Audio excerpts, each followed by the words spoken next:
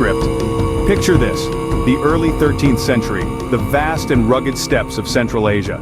This is a time and place of constant struggle and warfare, where survival is an everyday battle against both nature and fellow man. This is the era before the rise of the Mongol Empire, a time of fragmented tribes and nomadic lifestyles, where the harsh conditions of the steppes have forged the inhabitants into formidable warriors. The political climate of Central Asia at this time is one of constant flux. Tribal alliances shift like the sands of the Gobi Desert, and chieftains rise and fall with the setting sun. Power is fleeting, and loyalty is often bought rather than earned. Yet within this tumultuous world, a sense of order exists, a social structure shaped by necessity and the unforgiving environment. The inhabitants of these lands, the Mongols, live a life deeply intertwined with the land. Their existence is dictated by the wild and unpredictable steppes, a landscape both bountiful and brutal. They are a people of the horse and the bow, nomads who move with the changing seasons, their lives a testament to the resilience of the human spirit. Their society is one of stark contrasts. On one hand, there is the harsh reality of their environment, the biting cold of winter, the scorching heat of summer, the constant threat of enemy tribes. On the other hand, there is a deep sense of community, of shared trials and triumphs, of stories told around the warmth of a campfire against the backdrop of a starlit sky. These are the people who will soon be united under a single banner, the people who will forge one of the greatest empires in history. They are a testament to the power of unity, to the strength that can be found in shared purpose and collective action. In this harsh landscape, a leader emerged who would unite these warring tribes and create an empire. Enter Temujin, a man destined to transform these fragmented tribes into an unstoppable force. Born into the Borjigin clan around the year 1162, his early life was marked by struggle and hardship. The death of his father when he was merely 9 years old thrust him into a precarious existence, filled with danger and deprivation. But Temujin was not a man to be easily defeated. He showed signs of leadership and cunning from a young age, with an ability to forge alliances and outmaneuver his enemies. He was a survivor, a trait that would serve him well in the tumultuous world of Mongol tribal politics. By his early 20s, Temujin had risen to prominence as a charismatic leader, known for his bravery, his fairness, and his innovative strategies. He understood the power of unity, of bringing together the scattered Mongol tribes under a single banner. And so he set about doing just that, through a combination of diplomacy, marriage alliances, and when necessary, force. One by one, the tribes fell into line. They recognized in Temujin a leader who could bring them wealth and power, who could lead them to victory in battle.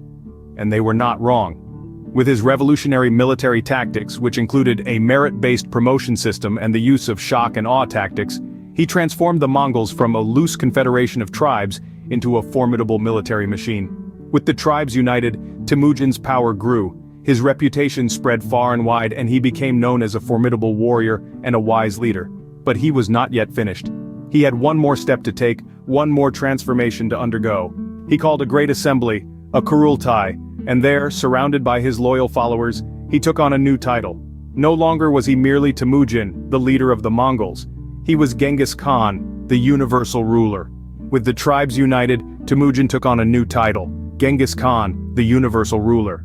Genghis Khan, now at the helm, set his sights beyond the Mongolian steppes. With an insatiable thirst for power and an army of skilled horsemen at his command, Genghis Khan began an expansion campaign that would soon encompass the largest contiguous land empire in history. The first significant conquest was China. The Mongols, with their unparalleled mobility and swift military tactics, quickly subdued the Western Xia and Jin dynasties. The Great Wall, once thought impregnable, was little more than a speed bump for the Mongol horde. In a few short years, the majority of northern China was under Mongol rule. But Genghis Khan's ambitions didn't stop at the borders of China. He turned his gaze westward, to the rich and diverse lands of Persia. The Mongols clashed with the Khwarezmian Empire, a powerful state that dominated much of the region. Despite being outnumbered, the Mongols outmaneuvered and ultimately crushed their opposition. The cities of Bukhara, Samarkand, and Nishapur fell one by one, like dominoes in the path of a hurricane. Next came Eastern Europe. The Mongols swept through Russia like a scythe through wheat. They overcame the combined forces of several Russian principalities at the Battle of Kalka River, a triumph that further cemented their military prowess. From there they pushed further into Europe, reaching as far as Hungary and Poland. Throughout their conquests, the Mongols demonstrated a keen grasp of strategy and tactics. They utilized their superior horse riding skills, their ability to live off the land, and their innovative use of psychological warfare. They were not merely conquerors but also masters of intimidation and manipulation. The pace of the Mongol expansion was breathtaking. In just a few decades, they had carved out an empire that spanned continents, cultures, and climates. Their reach extended from the scorching deserts of the Middle East to the frigid tundra of Siberia, from the bustling cities of China to the open plains of Eastern Europe.